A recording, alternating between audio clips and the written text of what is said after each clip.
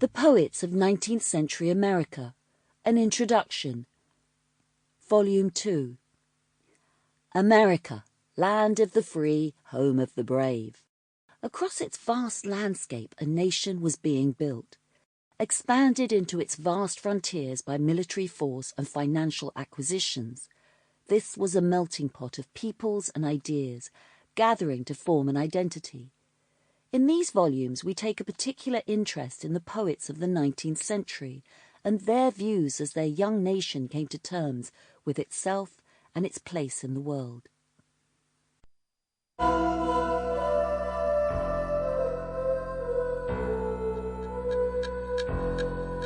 The Raven.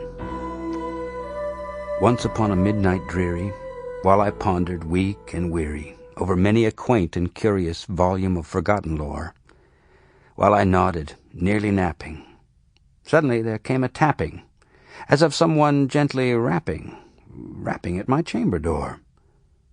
"'Tis some visitor," I muttered, "tapping at my chamber door. Only this and nothing more." Distinctly I remember it was in the bleak December, and each dying ember wrought its ghost upon the floor.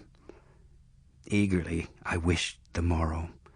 Vainly I had sought to borrow from my book surcease of sorrow, sorrow for the lost Lenore, for the rare and radiant maiden whom the angels name Lenore, nameless here forevermore.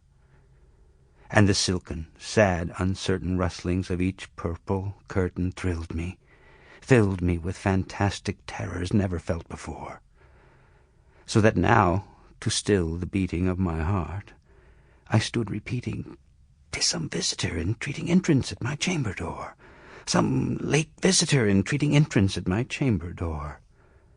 This it is, and nothing more." Presently my soul grew stronger. Hesitating then no longer, "Sir," said I, "or madam, truly your forgiveness I implore.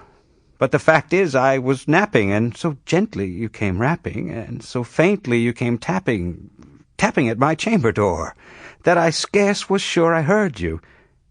Here I opened wide the door. Darkness there, and nothing more.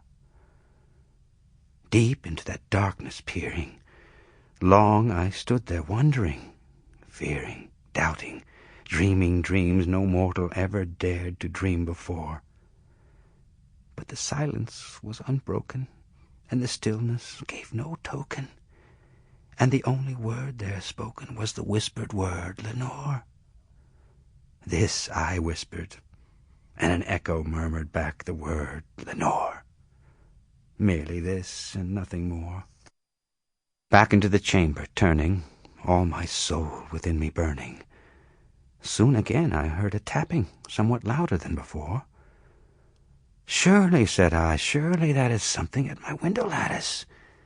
Let me see, then, what thereat is, and this mystery explore. Let my heart be still a moment, and this mystery explore. 'Tis the wind, and nothing more." Open here I flung the shutter, when, with many a flirt and flutter, in there stepped a stately raven of the saintly days of yore. Not the least obeisance made he, not a minute stopped or stayed he, but with mane of lord or lady, perched above my chamber door, perched upon a bust of Pallas, just above my chamber door, perched, and sat, and nothing more. Then this ebony bird, beguiling my sad fancy into smiling, by the grave and stern decorum of the countenance it wore, "Though thy crest be shorn and shaven, thou," I said, "art sure no craven.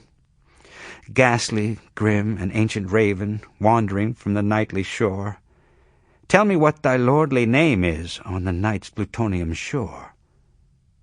Quoth the raven, "Nevermore."